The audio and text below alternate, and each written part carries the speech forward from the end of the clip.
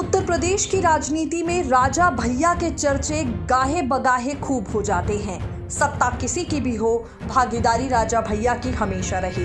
Samajwadi party और भाजपा की सरकारों में राजा भैया की तूती हमेशा बोलती रही, लेकिन मायावती के साथ उनके रिश्ते कभी सामान्य नहीं रहे। नमस्कार, आप देख रहे हैं सियासत समाचार और इस खास रिपोर्ट में हम आपको मायावती और राजा भैया की कट्टर दुश्मनी के किस्से सुनाएंगे। इस दुश्मनी के पीछे की वजह बताएंगे। इस सियासी दुश्मनी की शुरुआत साल 1997 में हुई, जब मायावती भाजपा के समर्थन से मुख्यमंत्री बनी। उस वक्त भाजपा और बसपा में डील हुई थी 6 महीने के मुख्यमंत्री पद को लेकर। मायावती 6 महीने का मुख्यमंत्री कार्यकाल पूरा कर चुकी थी और बारी थी भारतीय जनता पार्टी की। हालांकि मायावती सत्ता हस्तांतरित करने के लिए बिल्कुल तैयार नहीं थी। सियासी दबाव में उन्हें अपनी कुर्सी छोड़नी पड़ी। फिर भाजपा की तरफ से कल्याण सिंह मुख्यमंत्री बने। कुछ ही महीनों में मायावती ने अपना समर्थन वापस ले लिया। भाजपा के पास सरकार को बचाना सबसे बड़ी चुनौती थी। उस वक्त एंट्री हुई राजा भैया की।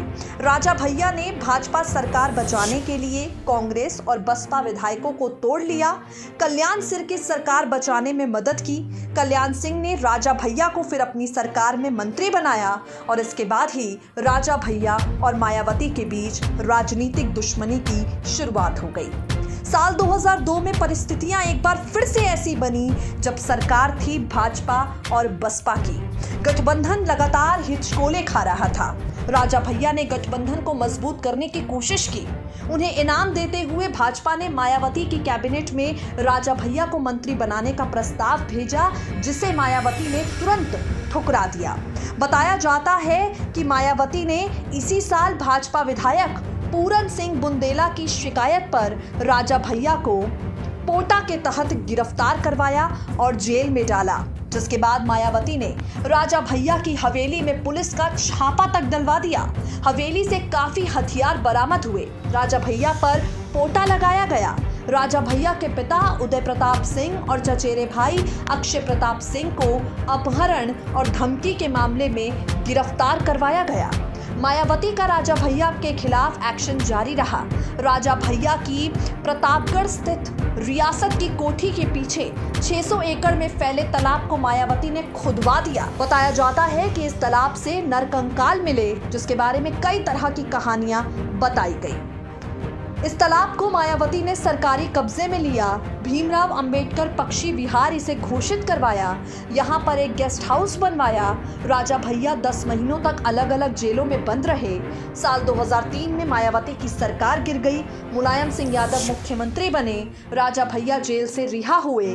मुलायम सिंह यादव की सरकार में मंत्री बने।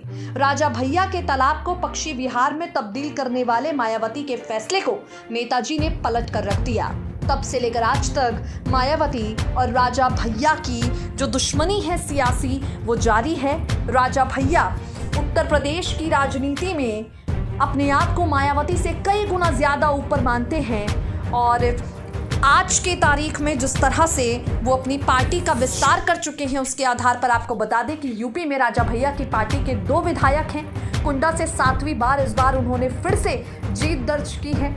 वक्त बीतता जाता है, लेकिन राजा भैया के किस्से हर चुनाव के दरमियान और भी ज्यादा सुनाई पड़ते हैं।